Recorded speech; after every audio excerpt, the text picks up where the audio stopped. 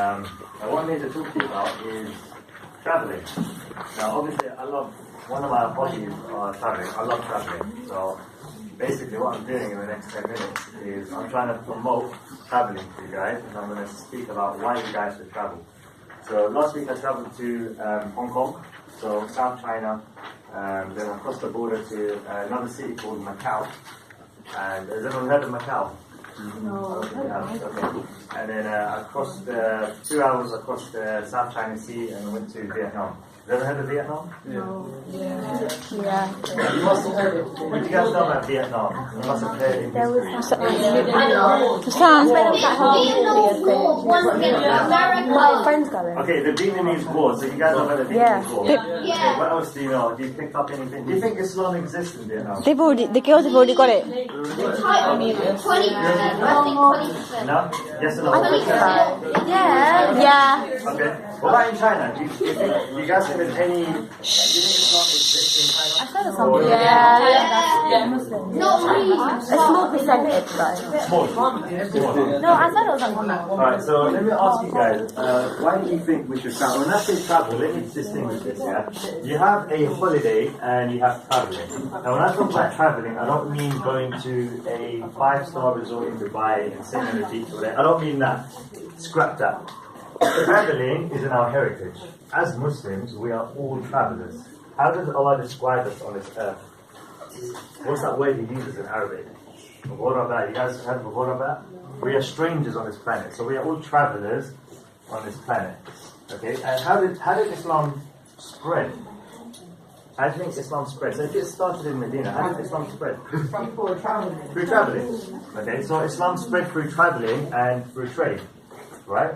So, does anyone know any famous travelers historically in Islam? Muslim travelers. It's the name of all your classmates. Ibn Battuta, Ibn Qutb, Put the light on. Shanghai. All the names, all our classrooms are actually named after famous travelers. Okay, so before I make the point of why I've given it already. as Muslims, why we should travel, I'm going to ask you guys, why do you think we should travel? Now, are there any benefits of traveling? Yeah. But yeah, no, but give me some points. Yeah. You can learn something. You can learn something. Learn what? Everyone says that travel broadens your mind. What does that mean? Finding out what's going on around the world. So finding out what's going on around the world, okay? Yeah. You learn about different cultures and how different people do things. Okay, and why is that important and is it necessary? Is it really important to learn about other people's culture and what they believe in? Why do you support? You said it is, so tell me why. Okay, alright, fair enough, it is, I agree. Any other reasons why you think travelling is important? Or do you think, does anyone have a desire to travel? Who wants to travel around the whole world? Hence, who wants to travel the world? Why? But you have a desire to travel. So it's inbuilt. We have a desire to travel and explore, right? Just during the break, I wrote some reasons down. Benefits of traveling. I'm going to share some reasons why I think we should travel, and hopefully, inshallah, you pick this up. By the way, I'll mention now, Hassan is traveling for Umrah tomorrow, right? So that's Hassan, he's traveling for Umrah. Everyone forgive Hassan for all his shortcomings, and Hassan, make sure you make dua for everyone. Okay? So some of the points that I've made about why we should travel is, so I don't take a suitcase when I travel, I take a backpack. So for me, it's taking all the essential things. So if you guys were traveling with just a backpack, what kind of things would you pack? Food. Remember, you've only got, your backpack is this big, and you might be going away for 2 weeks. Okay,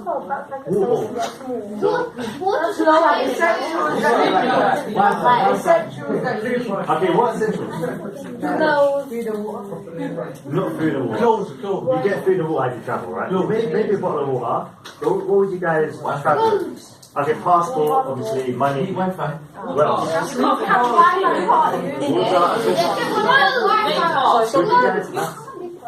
Take part. So, guys, if you're going on if you're going for you're traveling, or you're traveling a few countries, and you've got a small backpack, you travel light. That's what I was trying to get at. You're gonna only take the essentials, right? Do you agree? Mm-hmm. You're gonna take the things that are essential to you. Now, that itself is a depiction of this life. So, traveling is actually a metaphor for the afterlife. So when we die, what do we take with us? Nothing. So we leave our house, we leave our money, we leave everything, alright? So when we die, we're not taking anything with us. All our properties, cars, money, relationships, we leave, right? And that's what traveling also prepares us for. Because when we travel, when we're going out for, let's say, a couple of months, we're going to leave all of this behind. And we're only going to take things that are essential for us. So that's the first thing that I can say personally that I've learned through traveling. The second thing, although it might not have Islamic root to it, it helps to face your fears. Now, what kind of fears do you guys have? So, commonly, some fears might be loneliness, anxiety. One of my fears was water, seawater. But I conquered that fear through traveling on sea so much. So you conquer your fears when you travel, and I think that's very important as well. So one thing is you conquer your fears. Because what traveling does, and what traveling should do, is it takes you out of your comfort zone. Right? So everyone lives in a house with food, with water, with our family members around us. But then, how would you feel if all that was taken away? So you're just thrown in another country, there's a different currency, there's a different language, there's different customs, there's different traditions. You're out of your comfort zone, right? So so traveling prepares you in that sense. It gets you used to being out of your comfort zone, which is also important because you get very accustomed to our very comfortable lives. So that's another reason why traveling is important.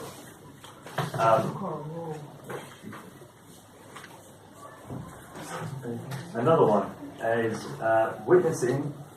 What I've got here is witnessing the greatness of our ummah. So what I mean by that is Islam spread so far and wide. So it did reach China. Because when I went to China, there was one masjid in China, and when I went to the masjid, I actually met Chinese Muslims, and that was very heartwarming. Because during the time of Umar bin Khattab, so 20 years after the Prophet ﷺ passed away, he sent Muslim traders towards China.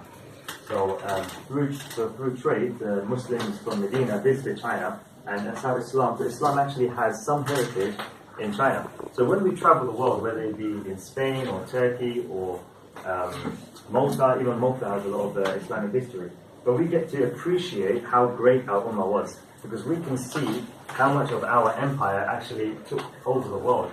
So in any part of the world, you will find a masjid. Most countries in the world, I say 95% of countries in the world, you will find a masjid.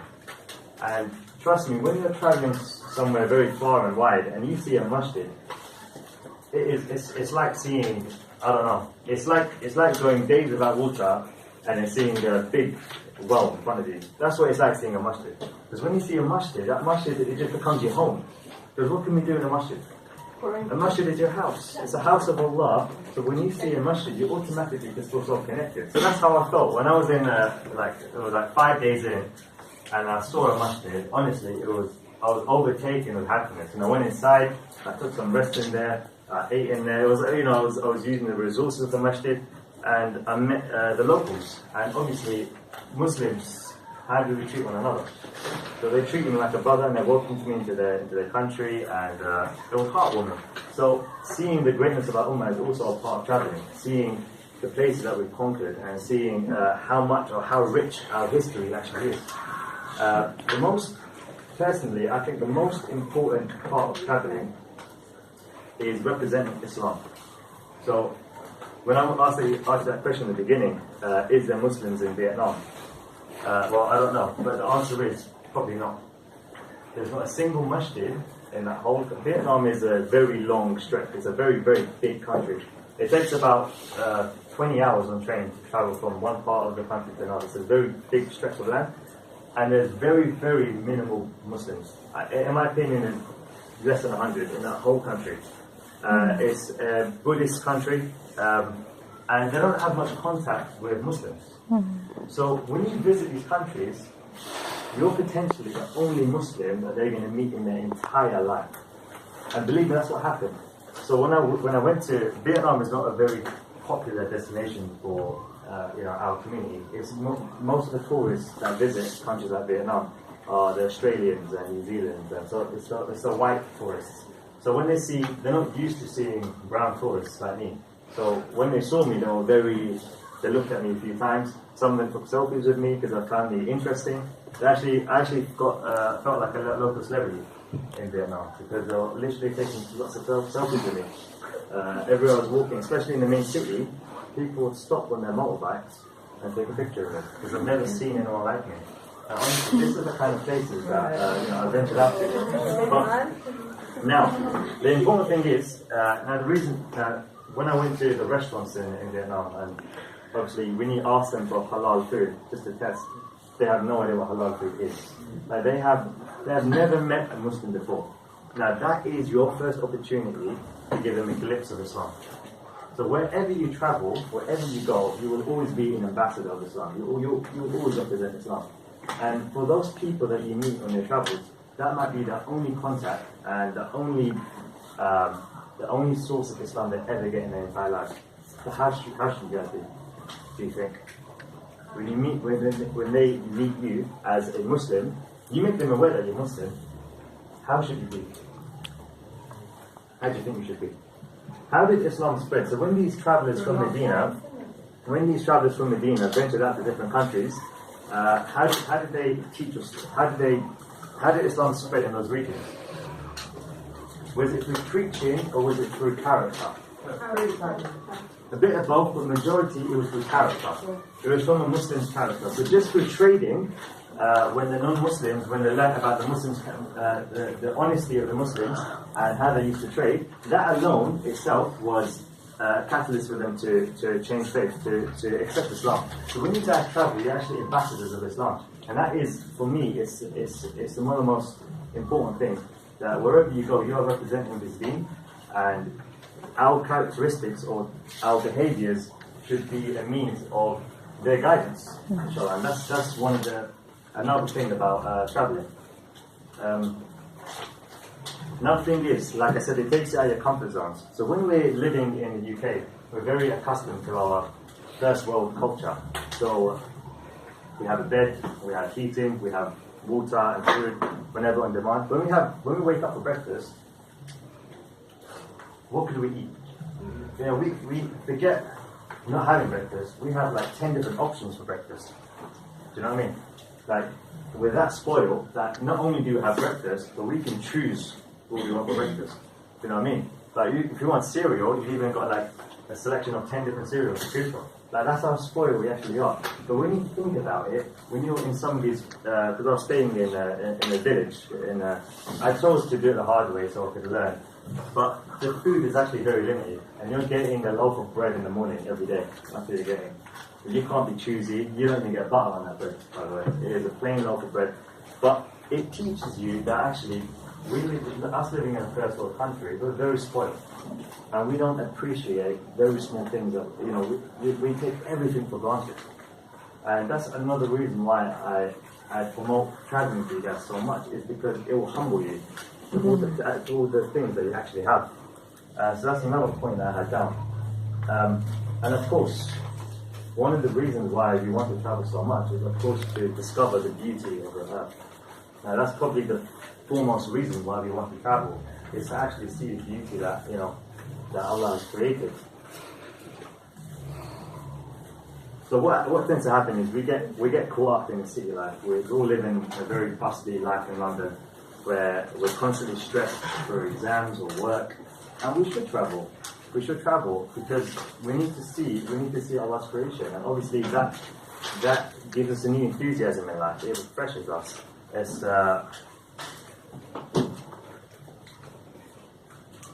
obviously learning from other cultures and other customs. It broadens your mind. It's a learning experience. The kind of learning you have in a classroom is the learning that you do in the real world.